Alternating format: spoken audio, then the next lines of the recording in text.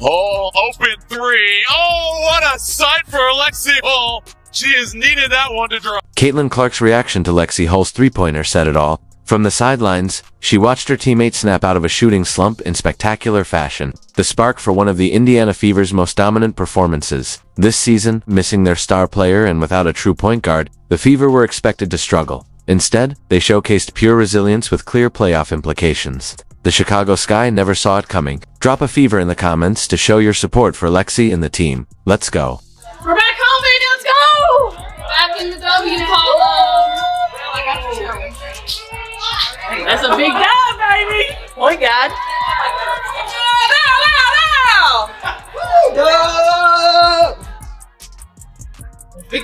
The Fever's worst-case scenario just played out. Back-to-back losses no one expected. After a dominant start to their West Coast road trip, momentum was on their side.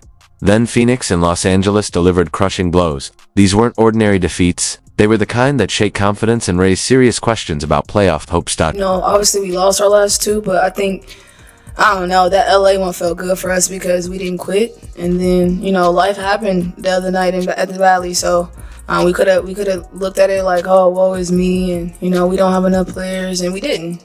So shout out to our group for just staying, confident and staying ready because, it's a professional league and we have to be ready and we can't make too many excuses about it because no one's going to hand us anything. So we might as well look at it for what it is and keep showing up. Fever were already without Caitlin Clark, sidelined since July 15th with quad and groin injuries and no clear return date. But things took an even harsher turn in the Phoenix game when Sydney Colson suffered a left knee ACL tear in the first quarter, an injury you could see unfold in real time. In an instant, her season was over.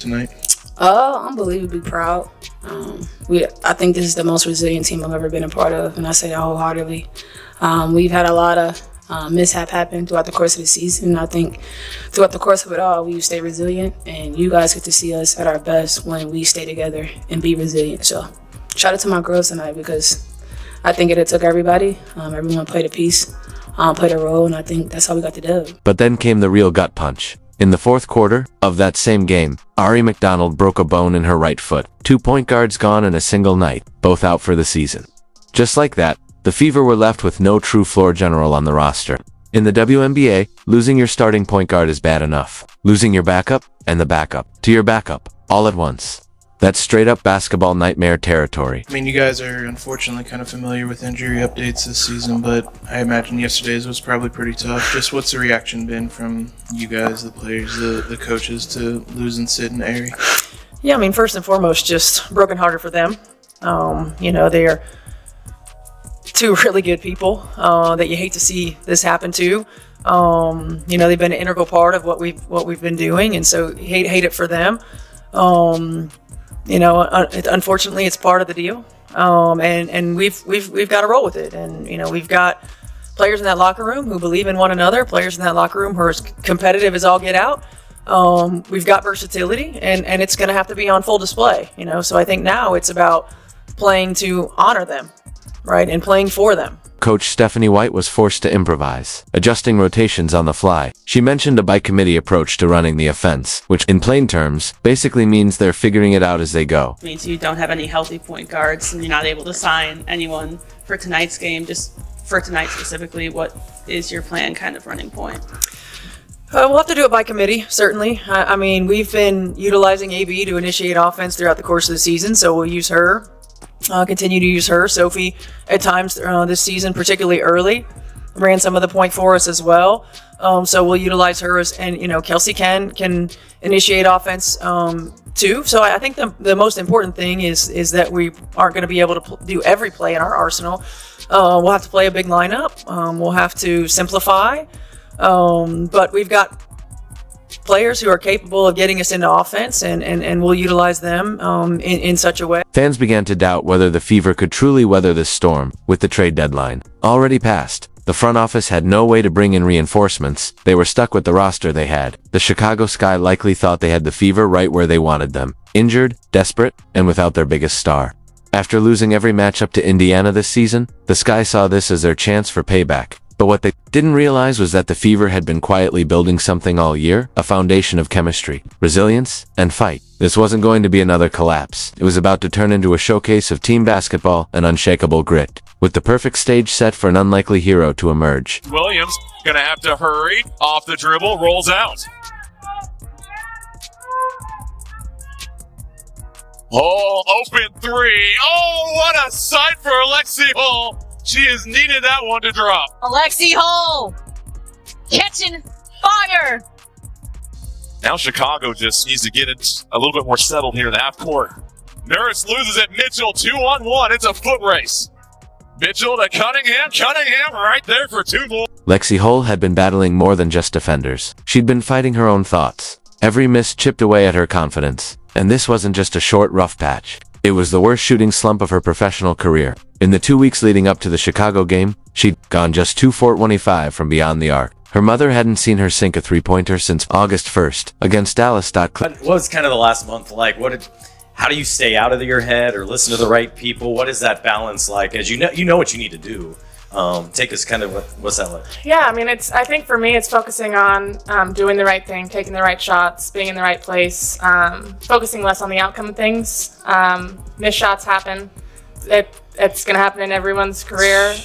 Man. And to just really focus on getting the next good one. I think that's the whole mindset, and we know we have confidence in every single person on every shot that they take. So, just keep shooting. Hull's shooting struggles had become painfully obvious. Shots she usually made effortlessly were now slipping away, and hesitation crept into every attempt. Her once natural shooting rhythm was overshadowed by doubt. Each missed three-pointer piled on the pressure, trapping her in a mental cycle where overthinking replaced instinct. And then Lexie, what was it like to finally break out of that slump, and especially on a night when It's all there. when they needed you to? Yeah, I mean, it feels good. It feels good to see the ball go through the net. But I think, every game, regardless, you're making shots, you're not, it feels really, really good to have your teammates behind you, and I definitely feel that every day, and it's fun. It was fun today to get to celebrate some of those. The Phoenix game revealed just how deep Hull's struggles had become.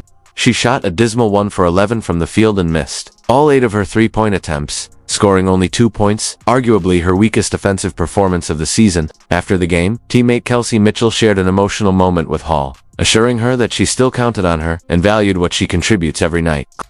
Hull, open three. Oh, what a sight for Lexie Hull. She has needed that one to drop. Hull benches up. Caitlin Clark with a big grin. Then came the moment that changed everything against Chicago. Hull stepped up for her first three-point attempt. With Caitlin Clark watching from the bench, the ball left her hands with that smooth rotation, arcing perfectly through the air before swishing cleanly through the net. Clark jumped up from the sideline in pure joy, celebrating as if she had made the shot herself. Again, no Sydney Colson out for the year with the ACL tear. Lexie Hull, though, the bucket and the foul. He's dealt with so much scoring adversity lately. Yeah, terrific baseline execution. She comes off the curl. Tell you what, this Fever team is going to be very dangerous, no matter the roster. Oh, Lexie Hull! Heat checking her napalm era right now. Lexie, that final three-pointer kind of felt like the perfect end of that night. Just, if you could just talk to me about the celebration, how much of a relief that was for you, just kind of to punctuate it like that. I mean, it's fun. That the crowd was behind us today. It's fun to walk out of the gym on a high note and on a make. And I saw the time going down, so I was trying to pull out my inner Kelsey Mitchell. Crazy that I'm like, when the song comes on, I just it's all there. Like, you just gotta believe it, and I think Lexie knows that we believe in her. Our last game in Phoenix, I think we all were just a bit emotional about everything, and I think me and Lexie had an emotional moment because no one shot well, and I want her to know that we gonna count on her for what she brings to the table every night, and I'm gonna always stand by my teammates, so you never have to worry about that. Yeah, Kelsey, you obviously had to play out of position tonight, kind of filling that point. You had a season high 8 assists. Just how did you try to embrace that for this game? And oh man, I haven't played point guard. I was telling the girls I haven't played point guard maybe since college, and so that was different. But I think it brings out the vulnerable side of me, the leadership in which I need to keep getting better at and keep growing at. I think being in this PG position kind of helps with that. And I think I believe in my team. So seeing my assists, go up is just because of these girls. We have an unbelievable chemistry when it comes to, seeing and reading each other. So I think they made me look good tonight. Just to add to that, I think Kelsey's not giving herself enough credit. Her and Sophie putting themselves before the team, making sure that they're sacrificing, playing out of position, doing things that they don't normally do, maybe uncomfortable, but I think they both really did a great job of sacrificing in those moments and doing what the team needed to do. My girl. Sexy Lexie. Coming off the screen, trying to create some separation. Comes up to Boston and trickles in. We're settled here in the half court. Nurse loses at Mitchell, 2-on-1. It's a foot race. Mitchell to Cunningham. Cunningham right there for 2 more. Cunningham thought about it this time, puts it on the deck. A deflection, bodies flying to the floor. Mitchell controls, 8 to shoot. Mitchell, hesitation in the paint. The floater off the window. And here is Kelsey Mitchell getting downhill. Little sidestep into the floater. Pivoting, pirouetting, tough shot, well defended. Mitchell trying to attack Allen. Step back tray. Mitchell buries it. It's now Van Lith on the island. Mitchell trying to create a little separation. Oh, the hezzy and the scoop off the window. Kelsey Mitchell. Can't guard her off the bounce. The hezzy, the floater, the kiss off the clap. Parades the baseline back up top. Working again. Westbelt. Step back 3. Rolls it in. And that is a long 2 this time. Kelsey obviously had to play out of position tonight. She had a season high 8 assists. Just how did you see her embrace having to do that, embrace having to do what the team needed tonight? Yeah, I mean, that's who she is. She just wants to play. And, I felt like we did a good job of still getting her the ball in positions that she had been getting the ball. We just try to do it, a little bit more often and try to get it a little bit more in flow. And she let the game come to her. Her decision making has been really good. She had those 8 assists and only 1 turnover. Her shot making was really good, as it always is, and we know that she's going to create a lot of gravity because of what she does on the offensive end. And she did a really good job of picking her moments and finding her teammates when she needed to. She is her own worst critic. She's a perfectionist. She wants everything to go right all the time, and it was nice to see the ball go through the net for her and for her to play with such confidence. I mean, for us, we believe that every time she shoots it, it's going to go in. But for her to finally feel that and see that and play with so much confidence, it's big for us. We need her. She always does the little things that don't show up on the stat sheet, but when she knocks down shots, we're a different team. Yeah, I mean, I'm proud of this group. I think we've shown all season long, they're resilient. They're connected. They pull for each other. They enjoy one another. They celebrate one another, and that stuff alone is good for 10 to 12 points a game. And for this group, the way that they share the ball, how unselfish they are. I mean, I'm really proud of them. It's not been ideal circumstances all season long, but they've shown the character of who they are. They've been resilient. They've responded to adversity, and they continue to elevate one another. And I couldn't be more proud of this group than I am at this moment.